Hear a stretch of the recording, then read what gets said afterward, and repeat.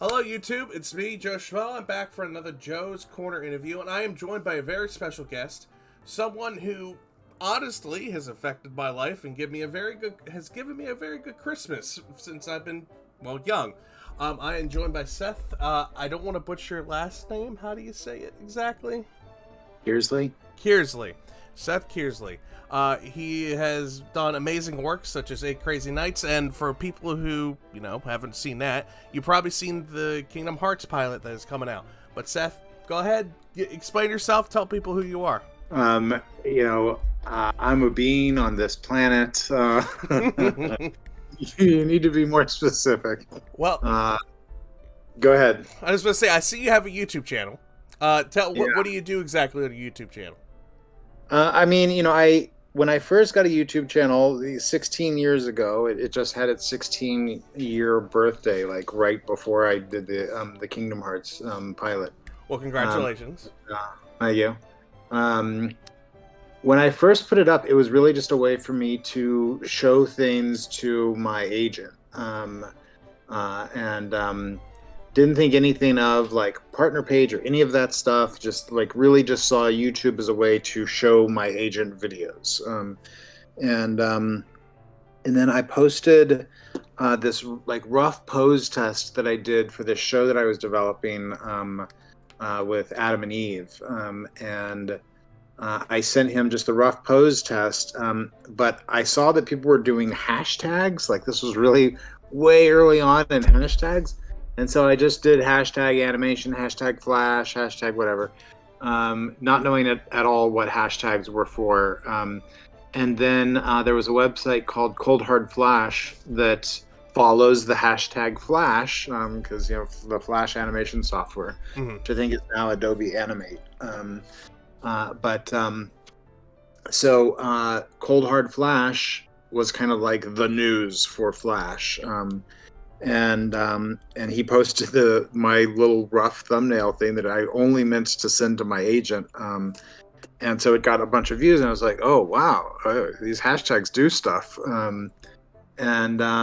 So when I finished the Adam video, I posted it again, this time meaning for people to see it.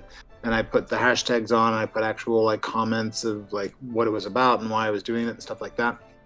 And in 11 months, in 10 months, it got 10,000 views. Cold Hard Flash, posted it again. And during that time that was up, I was working on the Eve video. And, the Adam video I did at the end of Slacker Cats, where I had tons of free time because the show was ending and the amount of actual work that I had to do every day was diminishing. But Eve was after I was off the show and I was working on other things. And so, Eve was sort of like fit in between like, little gaps of time here and there. So it took 11 months for Eve to get done. That like extra hour that my wife takes to get ready. When I'm already ready to go out and she's still getting ready, then I would sit down on my computer and I'd put in another hour on Eve. So also during that time, I learned about partner page on YouTube. And at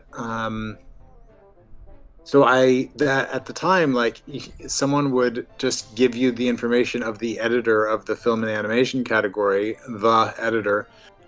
And so you could email the editor of the film and animation category, and then they're like, "Oh yeah, we'll give you a partner page."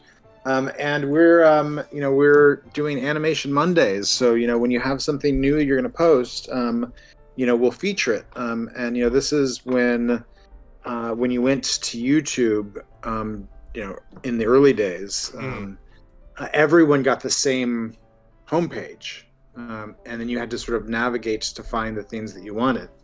And so if you went to the film and animation category, they were going to post it like at the top of the page as the feature for Animation Monday. So I posted it, they did that. And in 2 days, Eve got the same amount of views that Adam got in 11 months. So, she was already at like 10,000 views. And I was like, wow, that was cool. Wow, man, that was awesome. partner page, it's paying off. And then like a week later, also, I had so little interaction with YouTube that I had my phone set to notify me for any any comment, anything that happened on my page. I wanted to know. You wanted to know it all. Yeah. And so, like a week or two later, my phone just starts blowing up. And I'm like, what in the hell is going on? And so there were all these comments and stuff. And so I emailed the editor of Film and Animation, and he was like, oh yeah, we featured it again as like, best of the week, or, something like that. Or, best of the month, or something. I'm like, oh, sweet. So it went from 10,000 views to 10,000 views to 200,000 views, like overnight. And I was like, oh my God, that's awesome. It's crazy that Eve got that many views. And then I didn't think anything of it. I thought like, that was great. But like, it takes so long to put stuff up. I was like, I don't know that I can like keep putting stuff up on YouTube, because it's going to take forever for me to put anything up. Because I felt like anything that I was going to put up had to be something that I personally animated from start to finish.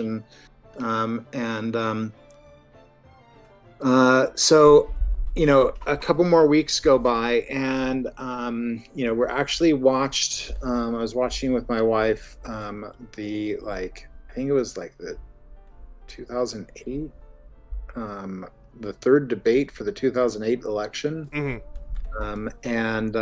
So we finish watching that, and then we go and walk the dog. And while we're walking the dog, my phone literally won't stop vibrating, because there are that many. Like, I have my phone set to vibrate for any notification. And I was like, oh my God, my phone, great. And now I need to get a new phone, because like, for whatever reason, it won't stop vibrating. So I just shut the phone off while we were walking the dog.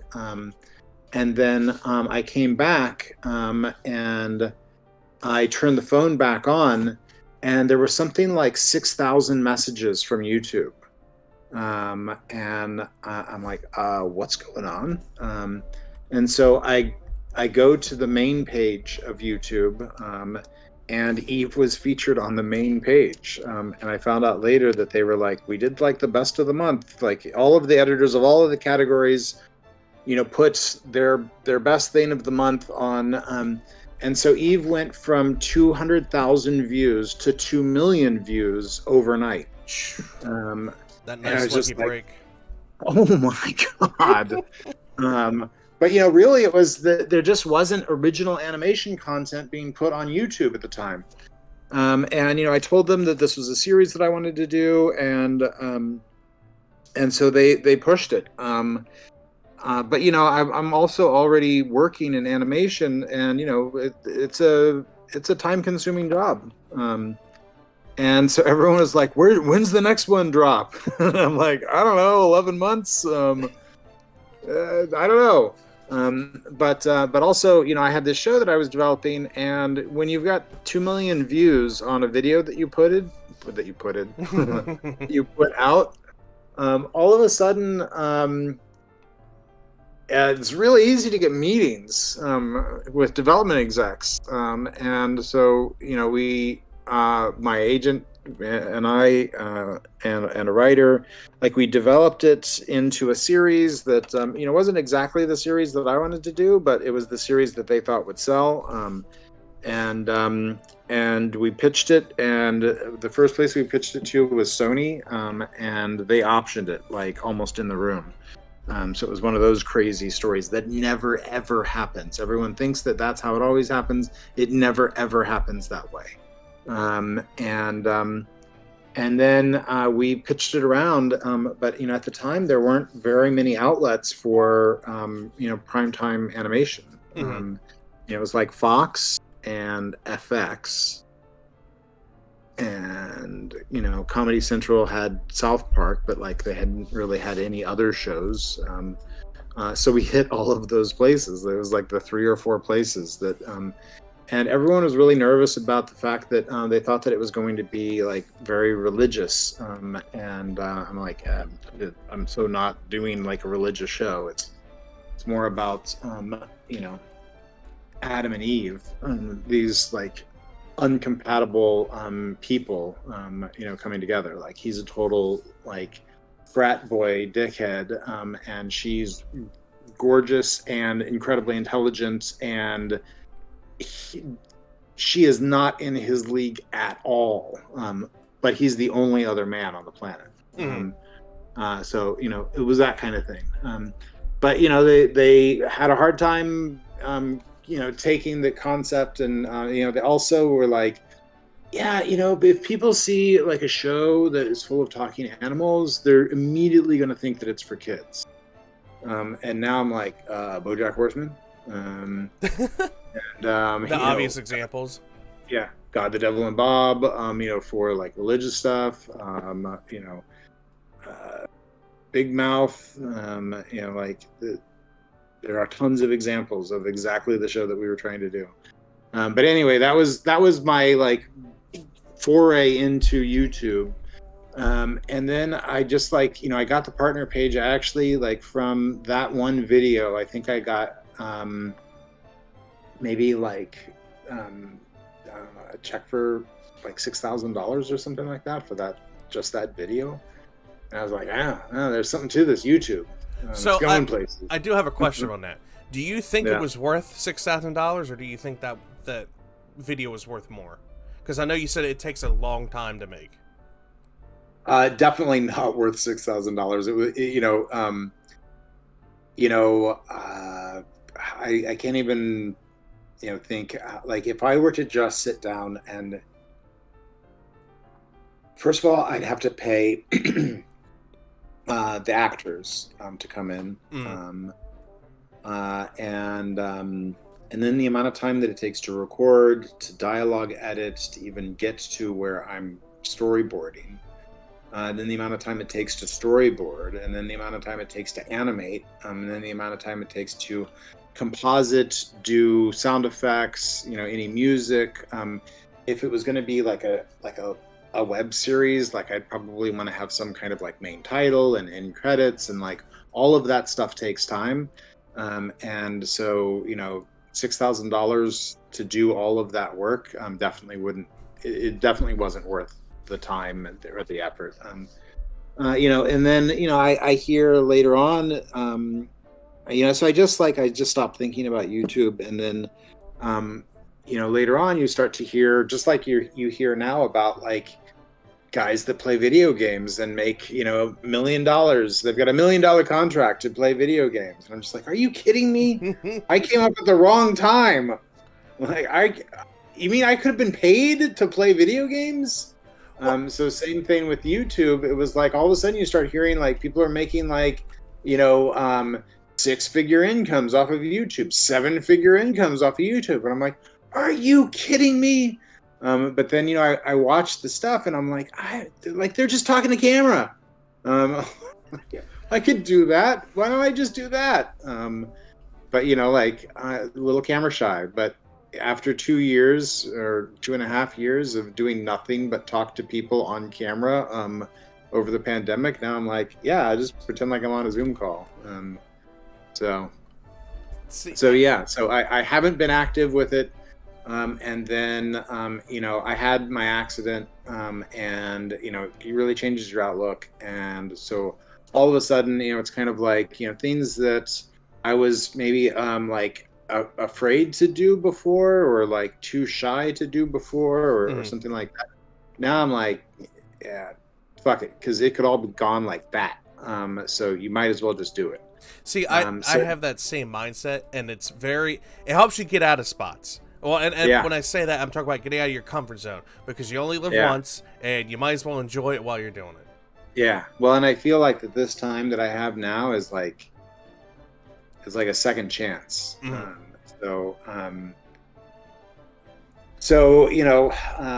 have a lot of pressure on myself right now to I'm still recovering from the accident. My ribs still hurt, and I still need physical therapy and stuff like that. But like for the most part, I'm back to like, doing everything that I was doing before. But now I have this like big pressure on myself that like, make it count, make it matter. And I know that like, just being here and being alive for my family, it makes it count and makes it matter. And it's that alone is worth it. The fact that my girls didn't lose their dad at 12, and my wife didn't become a widow, and have to, raise our kids, like that alone is worth it. But like for me as an artist, I've always done like other people's stuff. I've always felt like, when I was recovering from the accident and I was spending a lot of time on the couch watching TV and YouTube and stuff like that, I watched the whole, like every episode of Chef's Table on Netflix. And so many of the stories of the chefs on Chef's Table were similar. And I could relate to them so much because in so many of the stories, they were a chef in someone else's kitchen. And then at some point, something happened to them in their life where they were just like, you know what, I'm going to cook my food. I'm sick of cooking other people's food. I'm going to cook my food. And so I feel the same way for me with animation and with my art and everything. I've been in animation now for almost 30 years. So I started in 94. I wanted to ask, so how did you get started? Because I know you have to work your way up to be a director, and for those who don't know what directors are, correct me if I'm wrong, but basically you help keep the style of it, the mood, and basically how the overall picture in like together. That's what pretty much animation directors do, correct? Yeah, I mean, there's different categories of animation director. Some are just the director of just the animation portion of it. But how I see a director, it's kind of like you're the lead artist, there's a lot of things that go into making anything animated. I grew up building houses with my dad, and so I equate it to building houses. You've got your scripts that need to be written. That's your foundation work. You've got your designs that need to be done. That's your blueprints, right? You've got your storyboard and animatic that needs to be done. And once you have like your storyboard and animatic, it's kind of like your rough framing. Like you really get to like you get the sense of the space now. Like you can feel how the show's going to play, and like and then there's a bunch of stuff that need to happen from there for it to become a finished show or a finished house. I kind of see. And it's different at every studio, because at some studios the director category ends after pre-production, so it would end after that rough framing. But I kind of see my job as being the general contractor of the whole house from foundation to finishing work. I do the whole thing, and I've had my own studio before where I did literally do the whole thing. I feel like that's something that, for me as a director, is a little different for me than for other directors. But I know how to do all of the things. Like I know enough about each department that I could probably get a job working in that department if I had to. Which was kind of by design, because I was like, I'm not going back to building houses. I'm going to make this animation thing work. Growing up, my dad was a jack of all trades. And so I was just like, okay, I'm going to be a jack of all trades for animation. And so for me, that's what I think a director is a jack of all trades for the whole process. And you're sort of shepherding the whole process. And maybe you wouldn't be like, the star background artist in the background department, but you have to know enough about backgrounds to be able to like give very concise instruction as to what what you're looking for, and then very concise instruction as to how to change what was done in order to get it in the direction of what you were trying to get in the first place. So very, very complicated. So I'm curious. Everyone usually it starts with a passion. I'm assuming art was a passion for you, and then it went snowballed into like your professional career, or was it something you were like, this is what I want my career to be? I always drew. I was very sick when I was a kid. I have cystic fibrosis, and so I spent a lot of time in my dad's work truck growing up. We couldn't afford babysitters or nannies, so I just lived in his work truck. I had nothing to keep me entertained except for like a pad and a pencil, and so my dad was an avid reader, and most of what he read was like sci-fi fantasy stuff. I didn't realize it until way later.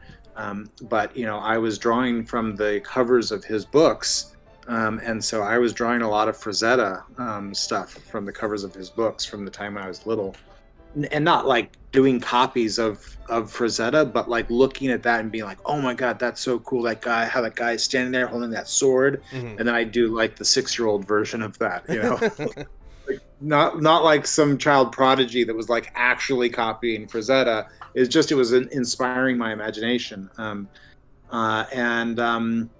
then I really got into cartoons like all kids do. When I was in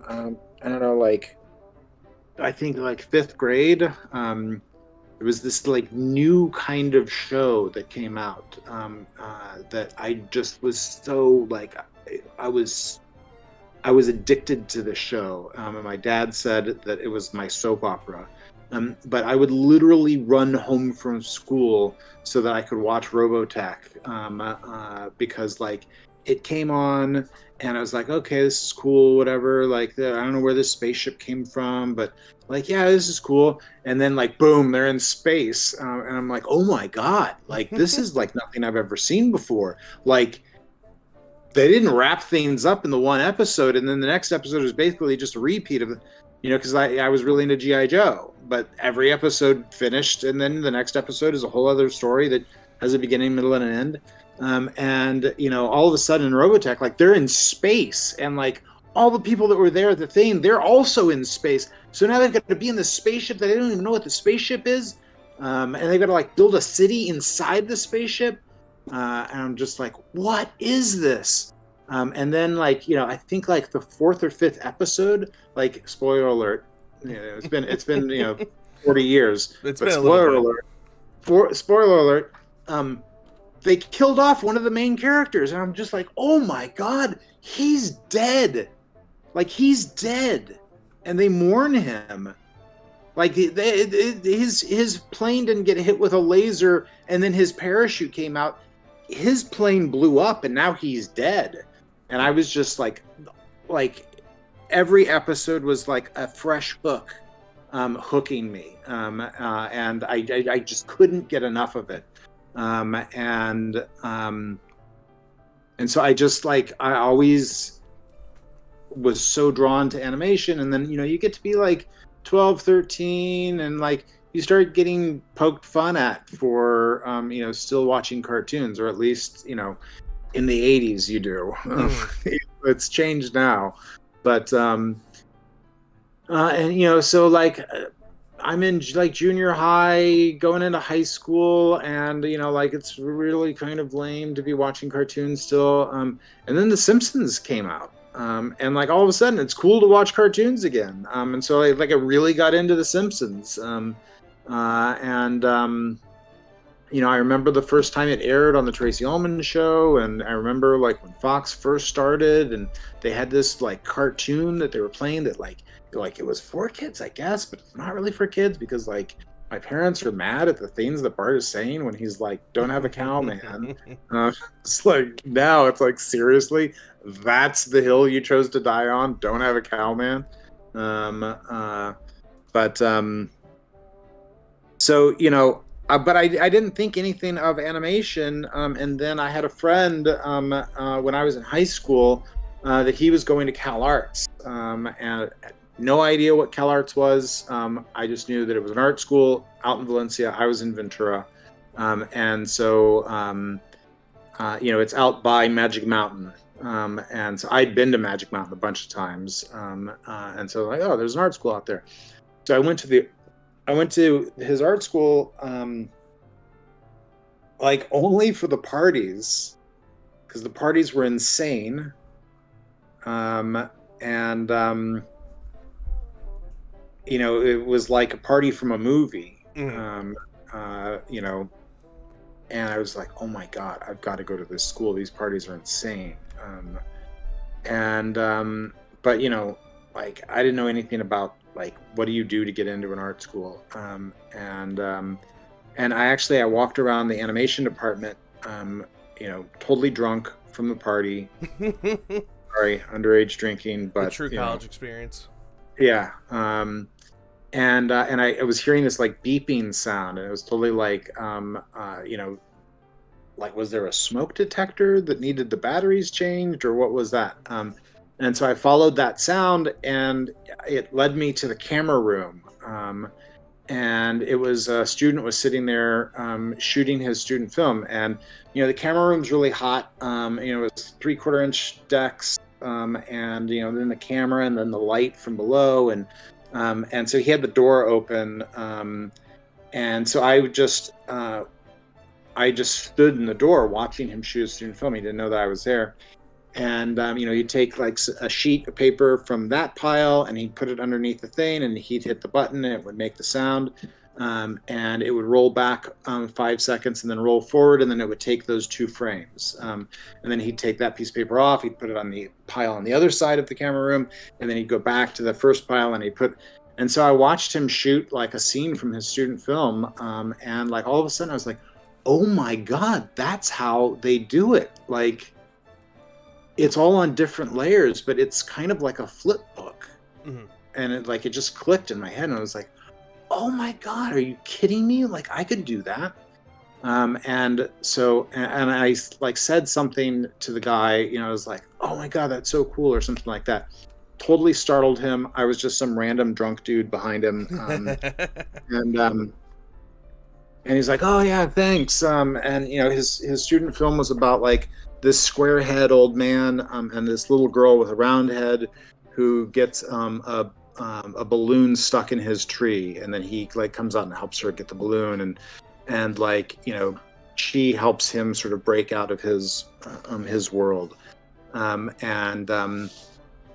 So I'd already decided I was going to go to the school, and so, hey, my name is Seth, and I'm trying to get into the school, and he's like, oh, my name is Pete Doctor, and I was like, oh, Pete Doctor, like a doctor, and he's like, yeah, but with an E at the end, and so I'm like, okay, and so like that's how I remember his name, because like he had an unusual name, but you know who Pete Doctor is? He works for Pixar, right? He's the CCO of Pixar.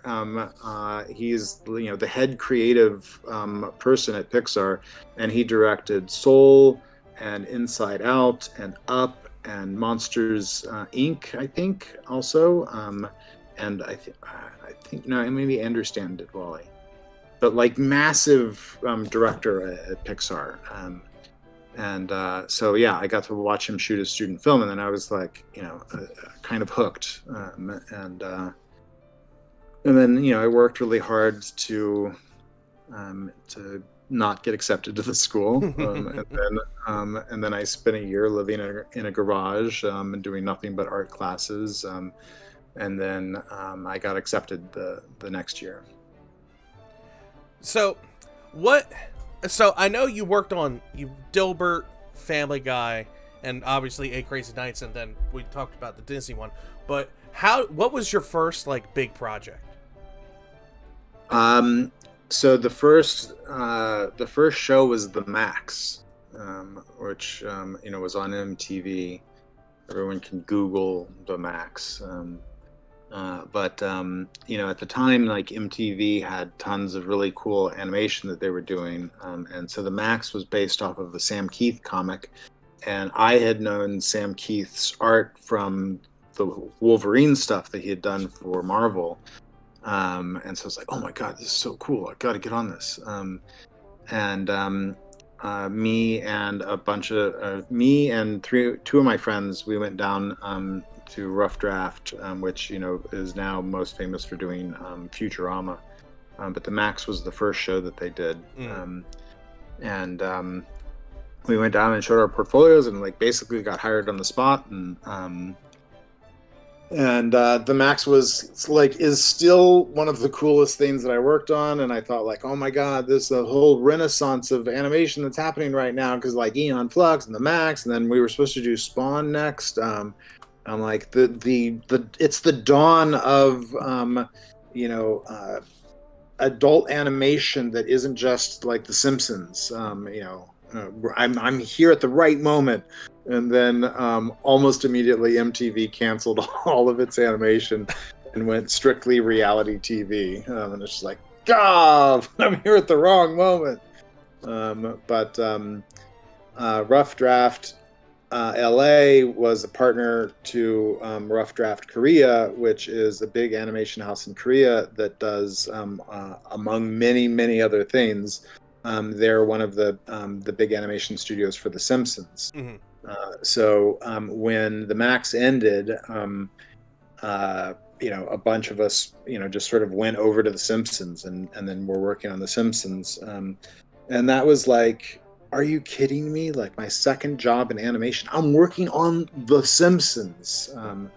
It was so huge right then. It was season 7. But even still, with as huge as it was, I was man, I mean, it's season 7. This is already way longer than any other show has been on. So I want to direct, and I'm behind so many people here. And every year it was are we going to get another season? Are we going to get another season? And I was just I need to go find a job somewhere else.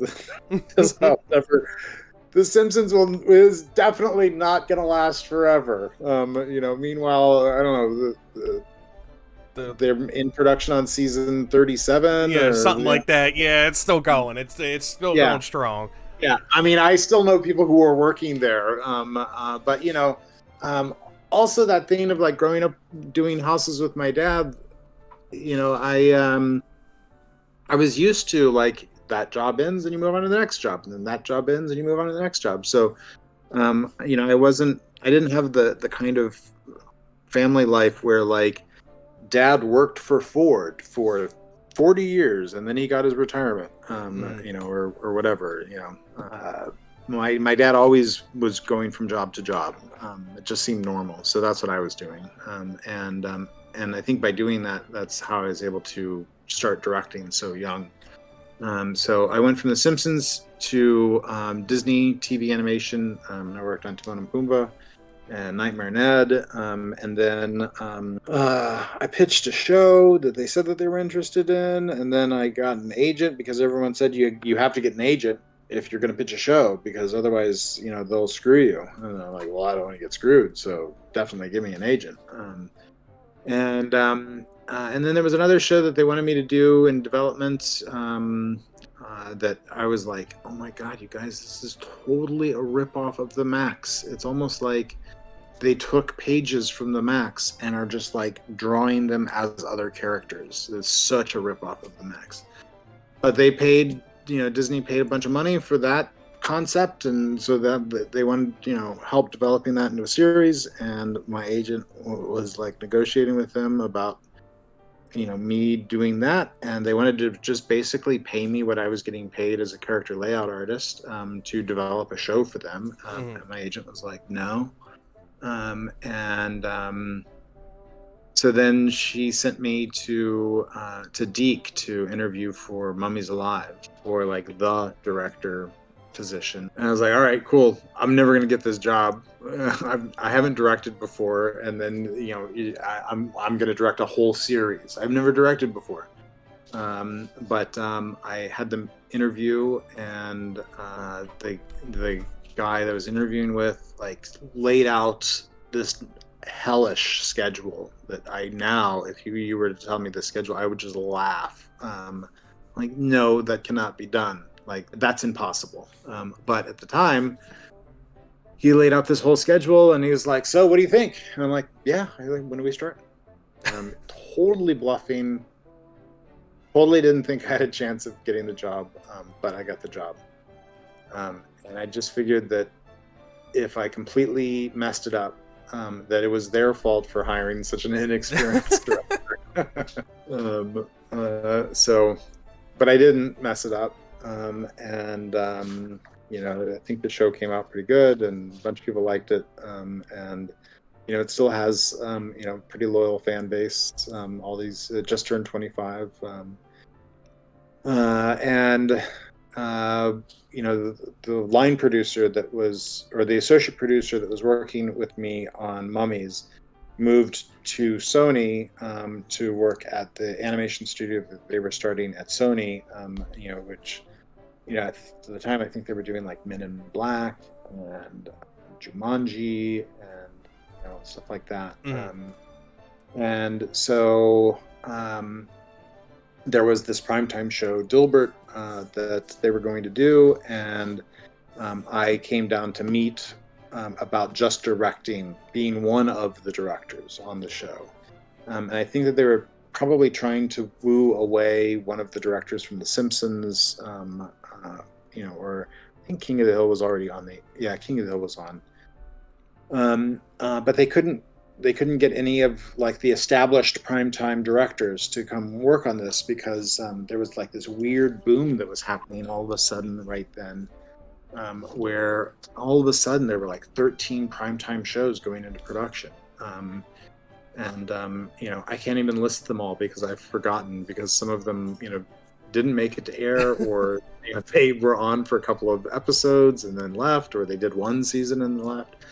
But so I ended up getting, going from director to supervising director on Dilbert, and then had a bunch of directors working for me on, as episodic directors. I think we had like 6 or 8 director AD teams on that. I think I was 23 when Mummies happened, and then probably would have me at about 25 or 26 when Dilbert happens.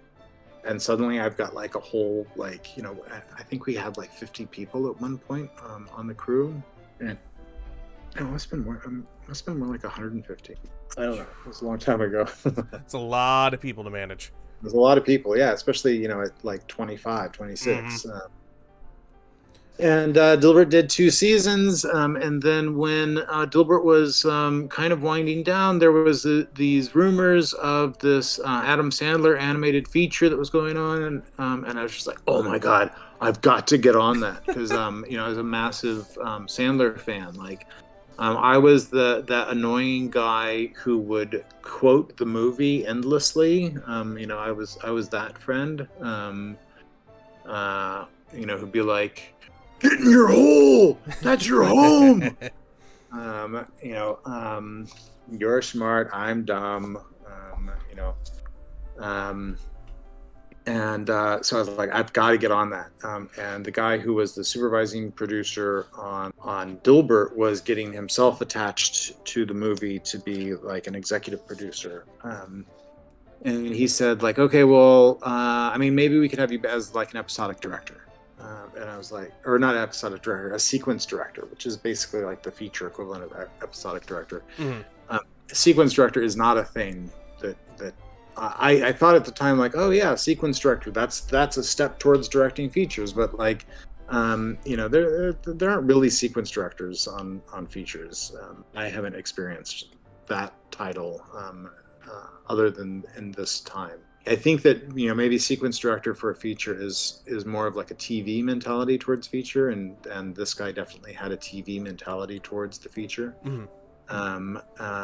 And I'm just rambling on. You can interrupt me with Oh no, you're questions. good. This is interesting. I'm finding all of this interesting. Like this is Okay. like a whole new world for me. Like I have I know a tiny bit, but not like too much. So like this is all like interesting to me. Okay. I didn't want to do the sequence director gig, and then my friends were like, "Come on, like do the sequence director, and then maybe the next one you're the director." Like, so we're like, okay. So on a Friday, I say, "Okay, I'll do the sequence director gig," and then the following Monday, I'm getting ready to go into work, and I get a call from that producer, and he's like, "Don't leave the house. I might need you to come up to Sandler's today." And I was like, okay. Why? And so they had hired the guy on Friday. They hired the guy who was going to be the director. And then they asked him if he would just do some drawings, just do some boards of like one of the sequences in the script or something like that. And he said that he would. And then Monday rolled around and he hadn't done anything. And then on top of that, he said, "Oh, and also in about a month, I'm going to need like 2 months off because I'm getting married, and my wife and I had planned on doing like this like European tour kind of a thing, like a really extended honeymoon." And they were like, "You're fired." And so I was basically like, next on deck.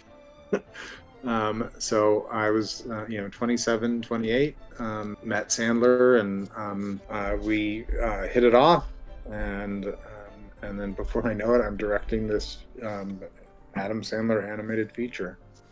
So one of the questions I do want to ask, I want to touch on this, and I want to touch about the obvious, the Kingdom Hearts pilot. But for 8 Crazy Nights, how was it pitched to you? Like the whole movie idea. They were like, "All right, I kind of want to like." How did they pitch it to you?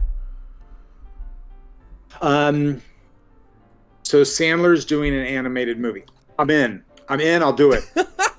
But you don't know what it's about. I don't care. I'll do it. But what if it's horrible? I don't care. I'll do it. It's Adam Sandler. It's a feature. I'll do it. What is it? I'll do it. That's how they pitch it to me. All right, good enough. All right, that look, priorities. But then I read the script, and so I read the script up at his place. Like they had a copy, and I read the script, and I was like, "Oh my god, this has a lot of problems. This has a lot of problems." And then he would like come in every now and then to check on me to see how it was going. I'm like, "Yeah, it's great. Oh my god, it's so good." Because I'm like, I don't want to not be doing this. We'll fix it. Like it'll get better. It'll get better. And it did get better. And it was just the first draft, and every first draft is the worst version of the movie. And we tested the animatic as we went. And there were some moments that I was like, see, I knew that wasn't going to play, and it didn't play, and now it's not in the movie. And then there were some other things where I'm like, yeah, I don't think that's gonna play. I really don't want that in the movie. And then it got such a huge laugh at the test screening, and I'm like, all right, that is forever in the movie. All right, here we go. But the whole thing was, more like the experience of getting to work. Like, Sandler was, in my cast of SNL. Like he was on SNL when I was in high school and college. So like that whole group of Sandler and Farley and Spade and Schneider and Lovitz, Nealon, and like all of those guys. I was getting to meet all of those guys, and like I got to meet Quentin Tarantino and Paul Thomas Anderson, and it was unbelievably cool. So yeah. Well, and then Kingdom Hearts. Yeah. Now, let me ask this. I don't have to go right at 10, just so you know. Okay. I didn't realize how long I've been blabbering on. No, when I do interview, it's about learning about the person, the history of the person, how they got into stuff. So it's perfectly fine to ramble. Like this is like to learn about you, so people understand where you came from, your journey, etc. Right. So it's perfectly fine. The question I want to ask is how you came across it, because when you were talking about it, it was a big movie, a big game that came out, and it was just very successful. And you know, being a Disney product, they usually go through and do stuff. So why did they go through with it and then decide to ditch it? Because I know they might be regretting it because it's done so well. It had so many games pop off. It has such a big fandom. It has so many good things going for it. So it just, I don't understand why they would just destroy it, especially, well, not destroy it, just not go through with it, especially when it had such a good start off. Yeah. So after Eight Crazy Nights, I did interviews all over town, and you know, I was talking about this concept of American anime, which, you know, for me was more about like the director having more freedom to like make the thing that they want to make, because it's very much like a direction by committee kind of a thing for feature animation. And less so on Eight Crazy Nights because we were doing it so quickly, but still, like, it's not like it was 100% my vision. You know, like, you know, I mean, really nothing is 100% anyone's vision. It's all a collaboration. But, you know, it just feels like the hands of other people are more in the mix more often with animation because it takes so long to do. So my agent, you know, set up a meeting at Disney about this game. I hadn't heard about the game, but I was playing a lot of games because, you know, after Eight Crazy Nights, like, aside from all of the meetings that I was doing, basically I was just like speed running games, you know, or like doing, you know, all of the challenges in Grand Theft Auto 3, like, you know, okay, so I got to hit that ramp on that, you know, dumpster to get up to there. Like I was the guy doing all of those. You know, I was single and, you know, I was 30 by this point, and may have been smoking a lot of weed. But you know, that was my all day, every day. And so when this thing came up, I was like, oh my God, this is exactly what I've been talking about. Like, you know, American anime. It's got the anime characters, it's got the American character. Like, this is perfect. But, you know, like, I didn't know the game, and so they gave me the game, and I played the whole game through, and I was like, oh my God, this is really cool. I've said all this stuff in other videos, so it's gonna sound redundant, but the script was not good, and I think that they had shown that script to Nomura, and he was not pleased. And so, doing the pilot animatic that I did, you know, I got to do a rewrite of the script, and they were trying to like squeeze it into this round of pilots that they were going to be testing, and so the turnaround time was really tight. And so because of that, I was able to kind of do it with very little notes. And you know, I had some problems in making it, and so, you know, like, the quality isn't exactly what I wanted. And, you know, probably it's because of the quality that they didn't show it to Nomura. But you know, in the end, they didn't go forward with the series because, you know, the games in general make more money than an animated series. And I think that they could tell that Nomura was, you know, a creator that was very like hands-on with everything. And I kind of have the feeling that when they showed him that first script, that, you know, it was like the worst version of a Kingdom Hearts animated series, and I think it just soured him completely on the idea. And they were concerned about him, you know, walking away from the games, and the game was so successful, and they, you know, were already working on a couple other games, and, you know, that's just the power of like the Japanese director, the Japanese creator. Like, they just have more. They are given more clout than, you know, their American counterparts. At least I feel that way. You know, there's a famous story that, you know, I feel like kind of sums it up from Miyazaki, where he was doing a special for Japanese television, and there was a scene where like this kid had just seen like his whole world had just been shattered, and he sits down on this mountaintop, and he was doing this scene to sort of show that kid was going from childhood into adulthood, and the kid rolls a cigarette and smokes it, and the television station was like, okay, we love it, we just have one note, we don't want the kid to smoke. And he was like, okay, I won't do it. And they're like, oh, okay, you won't have him smoke? He's like, no, I won't do the project. And then he left. And that's the clout of the Japanese director. It'll just be like, done, not going to do it. So we don't have that here. We are very much, cooks in someone else's kitchen. Yeah.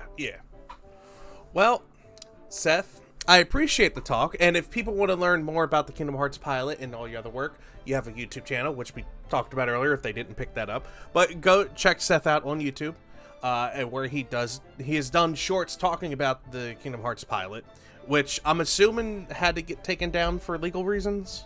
I'm assuming. Yeah, I mean, I knew that they would probably ask for it to be taken down, but I had been sitting around for 20 years, and I just, tired of waiting for, something that may never happen, where like the fans could actually get to see that thing that I was so passionate about. Mm-hmm.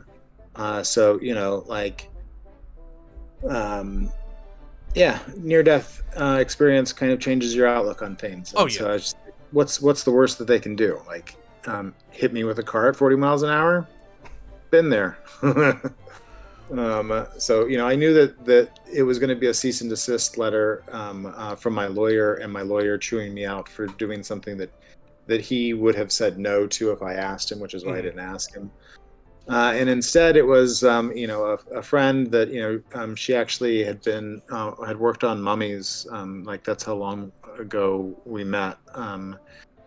And we did the whole catch up. Like, what are your kids up to? What are your kids up to? Like all of that. And then she's like, hey, so this pilot, they asked me to ask you politely if you would take it down. Yeah, like, they want you to take it down. Yeah. Well, but it's out there, so please, everybody, stop asking me personally to send you the thing, because I'm not going to send it to you personally. But if it's something that you really want to find, it is really out there. It's out there now. It's out in the atmosphere. Yeah. So with my YouTube channel now, I have a bunch of other pilots that I'm also going to be dropping on there for other shows that never went, whether it was something of my own or something that I produced through my studio. I just feel like an artist has the right to show their work, and if you're not going to show it, then I at least get to show it. I'm not profiting off of it. Yeah. And then I'm also going to drop I have a bunch of videos planned about talking about like getting started in animation, or like advice for young artists, or the story around the Max, and the story around all of the different things that I've worked on through the years.